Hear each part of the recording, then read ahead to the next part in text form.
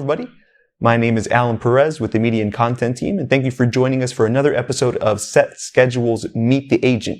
Joining me today is Myriam Balthazar, expert real estate agent working out of Orlando, Florida.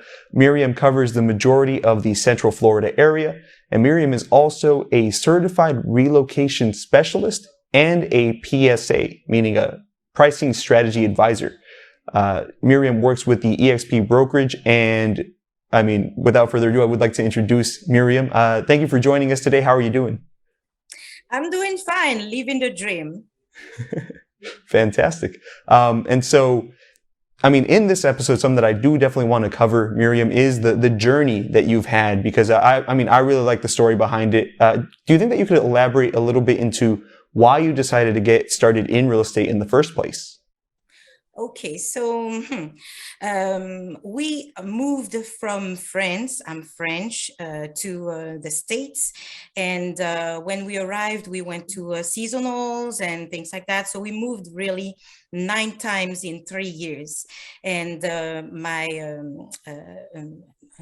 sister-in-law, when she followed our what we did, she told me, really, you should try to be a realtor, because you are really looking for houses and to move up each time. Each new house that we were into, it was a better house. So she told me that with all the things that I know right now, I should really get into real estate. And here I am. Fantastic. Yeah, and so, elaborating a little bit more into that, moving 9 times, that sounds definitely difficult already in and of its own, but from what I remember in our previous conversations, you also have a larger family than a lot of people. Could you elaborate a little bit more into that? Yes, so we moved to the States because, or thanks to my 3 of my kids. I have 5 kids, and they were entering college, and they have 3 different how do you say that, things that they are studying. And we could not really find that in France. So we decided to move to the US for them to pursue the career of their choice. And yes, I still had one that is 9 and another one that is 16. So 5 kids, 7 in the household. We had to move, a lot of drama. Everybody has their own say, their own wants. They don't want to leave their friends, things like that. So yes, when it's something to really, let's say, handle the transition, the transaction each time, to look for something that will please everybody. It's some work, but when you're a mom, you do it for your kids. So that's why I really wanted to help other parents specifically, but when they have their kids and they want to get in a place stable for their kids to go to nice schools and things like that. I really wanted to help those kind of families. That's where we are right now, the large families. Fantastic. And as you were mentioning to me previously, that is really the kind of prospect that you work with the most currently. Is that correct? Yes, in fact, this happened, like, I'm not going to say by chance, but most of my buyers are with the large families. I had one with 5 kids, just like me, and that was the largest, but I have another one, 4 kids and things like that. And yes, it happens to be like I'm really working with the large families, or what they call extended, or even multi-generational, when you have grandma or the auntie or things like that, that they want to come together and buy a house, like a family house. That's the people I mostly work with.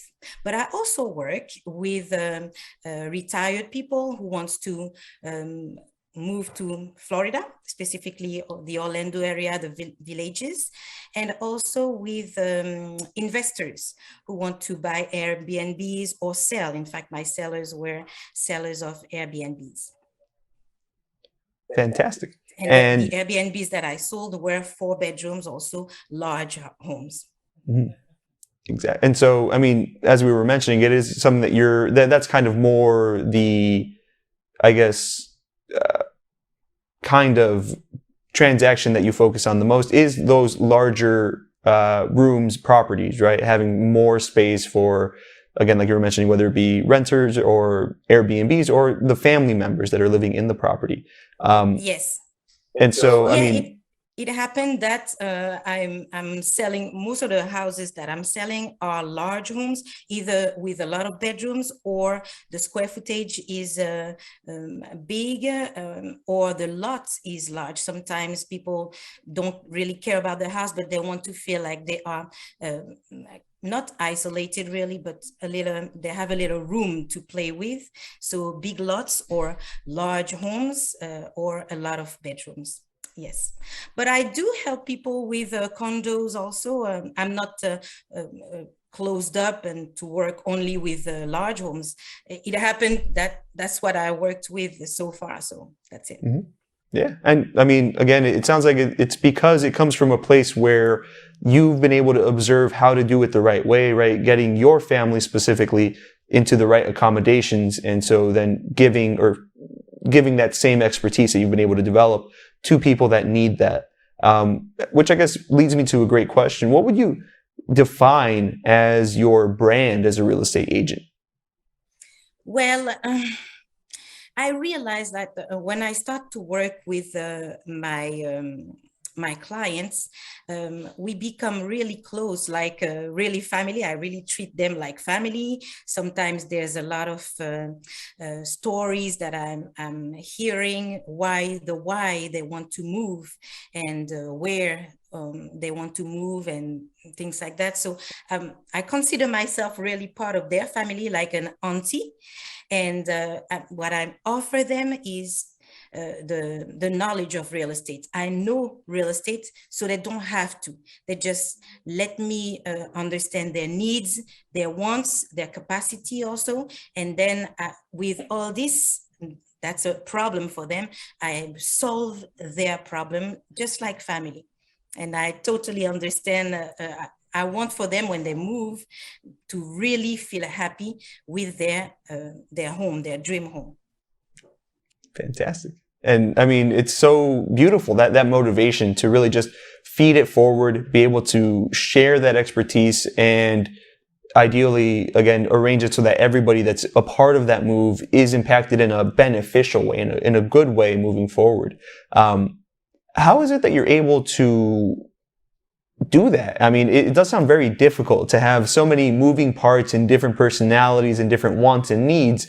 What have you found is the best strategy to make sure that at the end of the day, the family is completely satisfied, every member of that family? Well, this is something that all moms know. They listen. That's the thing, okay? At a certain time, you have to kind of sit down and listen to what people like, what if they have like special, they love sports or whatsoever. So you need to understand that you need to have something close by where they can walk, or if they like bicycling or whatever, you need to, or if they have a dog, all this is important. And for example, I don't know if I told you that story of this particular family. They were my neighbors, in fact, and they had 5 kids and 4 girls and 1 boy. And the problem of the boy is he had to share bathrooms, and really he could not stand sharing bathroom even with his sisters. So I said, okay, I'm gonna find you, and I found them the house, a 6-bedroom house. Now each of the 5 kids have their own bedroom, which then never happened. They were first-time home buyers. And specifically, the boy, the only boy had his own bathroom. So right now, I'm the queen. He loves me forever, just to be able to have, that's his own bathroom. The girls go someplace else. Yeah. No, it's amazing. And again, it's having that understanding of, what are the bigger pain points? What are the results for those pain points? Or what are the ideal scenarios to get past those? And so something else that I find incredibly interesting when you're speaking with prospective clients, it is that dynamic of building trust and building comfortability in communicating. How is it that you're able to get an honest needs analysis? How is it that you're able to understand this is what they need to have versus this is what they would like to have? How do you get them to distinguish those? Well, just like probably most of the real estate agents, I send them a bunch of houses and they pick this one, this one, this one. And then I come back and say, okay, why this one? You told me that you wanted this, and is that okay for you? Or so it's really going a little deeper in, it's not just the money, because when you put your search criteria, you are in their money, their buying power. So we go a little further in what's what they want. And that's the way we make it happen. Yeah, and it feels like it's that emphasis on understanding, which I would say is really your strength as a real estate agent and as a mother as well, right? Is to be able to understand and comprehend the entire situation. And sometimes you're not able to get that unless you do ask, right? So you told me you were looking for condos, but you really like this townhome. Could you explain to me a little bit more why? Sometimes I think depending on the personality of the person that you're talking to, it can feel a little bit uncomfortable to ask why. Have you encountered that previously, where you weren't as comfortable asking about the motivations behind certain properties they were interested in? No. I just ask and to understand. Help me help you. Okay, if you telling me something, I give it to you, and then you tell me no, you don't like it. And I say, well, that's not what you told me. So let's cut to the chase and go directly to what you really want. I had, for example, a lady, she absolutely wanted a 2 stories because she wanted her kids to go up and down, things like that. That was like a dream vision of, that's the family home, things like that.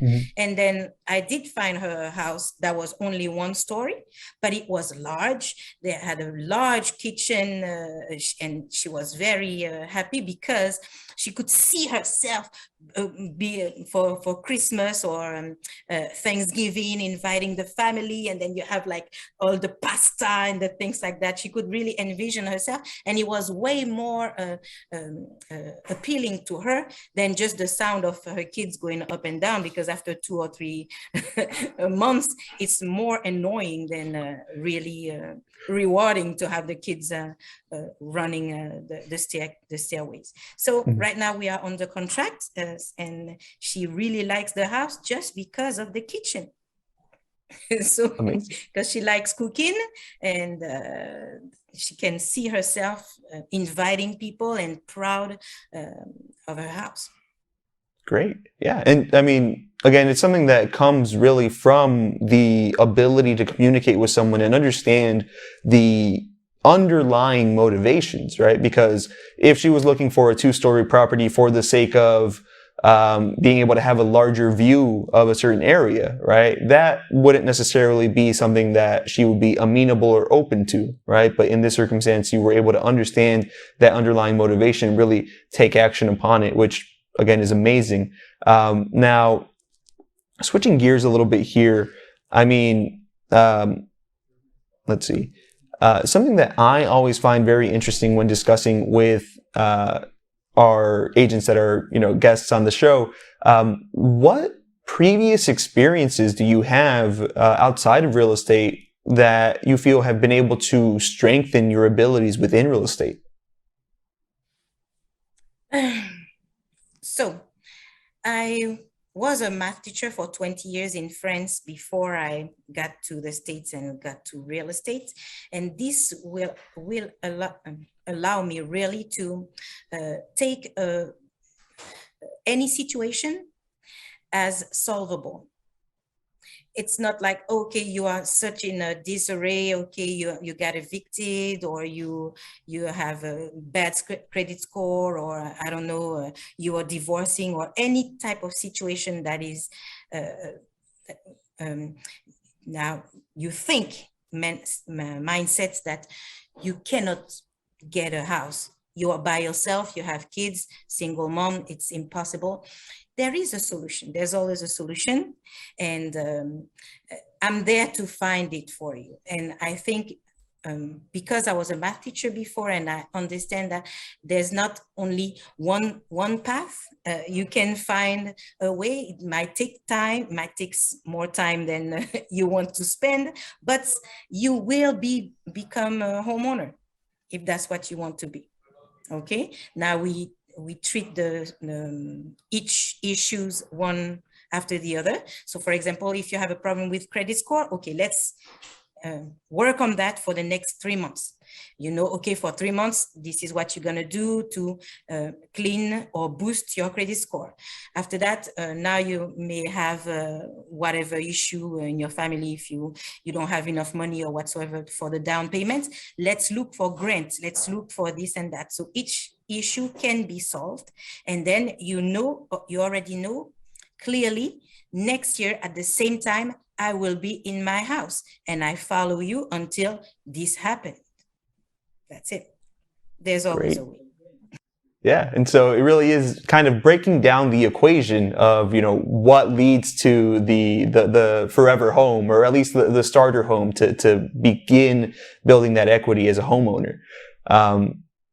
So one other question that I feel, especially when it comes to first-time home buyers or people that might have multiple different issues that they need to resolve before they're able to actually arrive and achieve that transaction, how do you make sure that the prospects that you're working with don't go dark on you? How do you make sure that they don't disappear and that you don't hear from them for, months and months and months?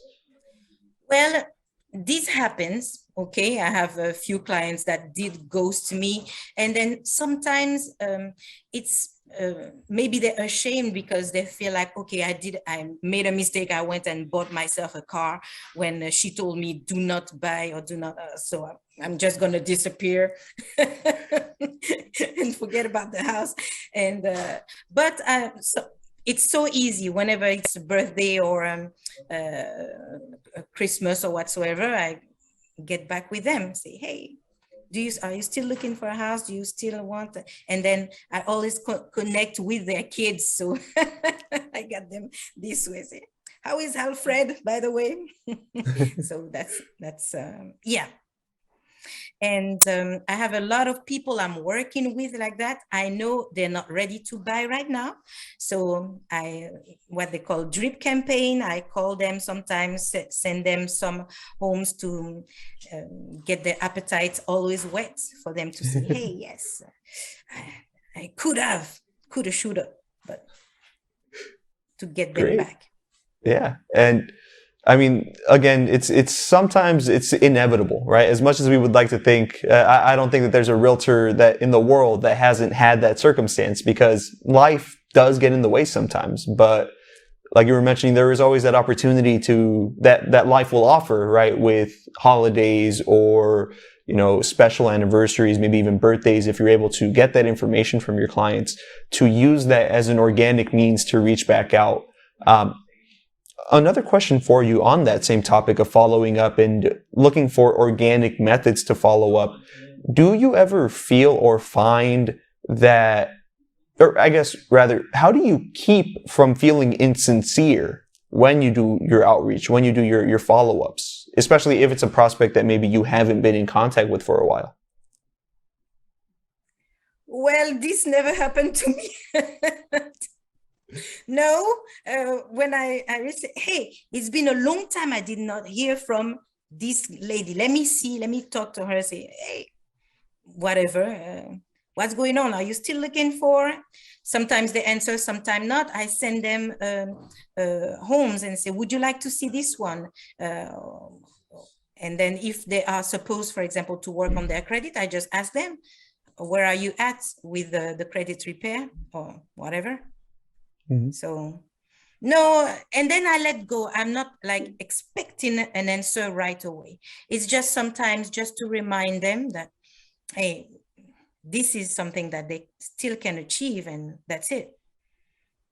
Great. And I don't feel bad if they do not answer me. And at the contrary, I feel very happy when they just tell me, no, really, this year I cannot, but keep on sending stuff. Next year, maybe.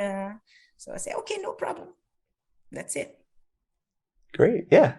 I think that that's what it comes down to, right? Is knowing that your underlying motivation is to follow up on what they told you they're interested in, right? Because it's not about closing a transaction for you. It's about helping a family, right? Getting that next step and ideally helping somebody's dream come true. Now, I mean, on that same topic, could you elaborate a little bit more into why you were so interested in getting your relocation certification? The relocation? Mm-hmm. Okay, so when we arrived in the US, we didn't come directly to Orlando. We went to another place that I saw online that was Venice, where you have like 90% of seniors.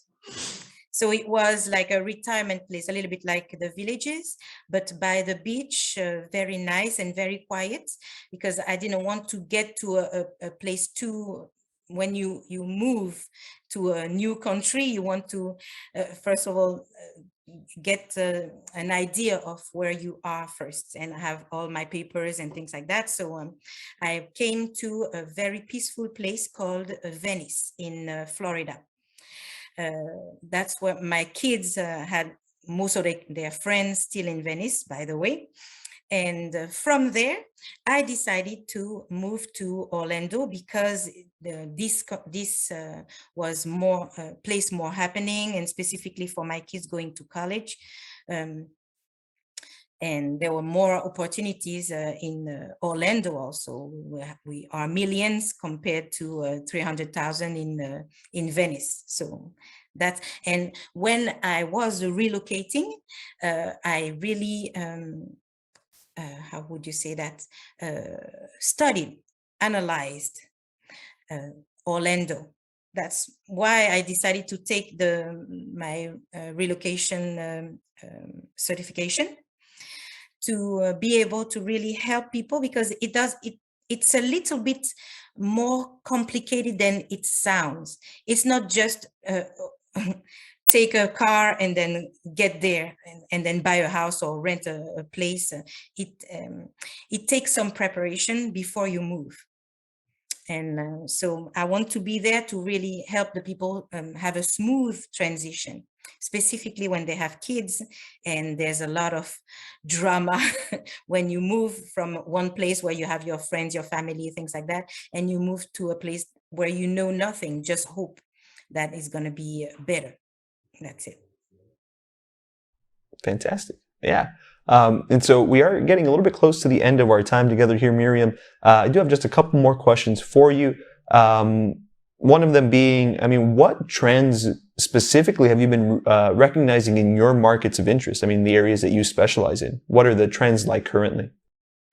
Okay. I don't know if it's specific to the Orlando or Central Florida area, but something that doesn't please me, a few stuff that I don't like, is to realize that there's a lot of deep pocket businesses buying cash the good homes, not the distress, because you always seen people flip homes, like they buy a house that has a distress homes, and how do you call that? Repair it and sell it again, fix and flip.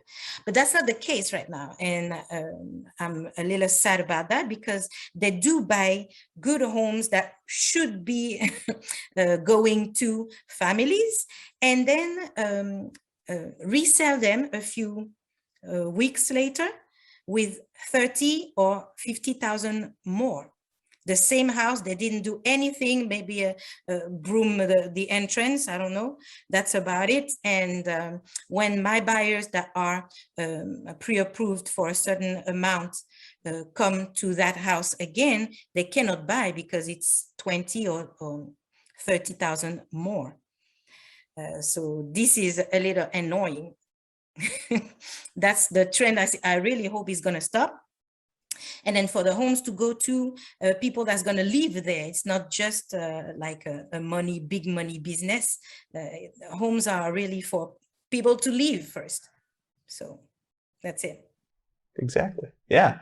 So my last question for you, Myriam, is do you have any notes or anything that you would want to share specifically with any prospects that might be watching this, potentially interested in moving to the Orlando area? Okay, so the first thing I need to say, before you move, and always the why, uh, it's better to have any type of income. So before you move, try to find a job or any source of income. Even if you want to rent, they will ask you for that. So don't just move and then expect for things to fall. You have to prep before. So you can always call me or call anybody just to have an idea of what type of job you can do in which area. And then we can really prep together your move, your relocation here. So that's it. That's what I want to say. This is relocating is always possible, but you have really to prep before you jump. Fantastic. Great. And thank you so much again for joining us today, Myriam. It's been an absolute pleasure getting to speak with you. For our viewers and listeners, thank you so much for joining us for today's episode of Meet the Agent. Don't forget to like, subscribe, and comment on our videos. And we look forward to seeing you on the next one. Thanks again. Bye.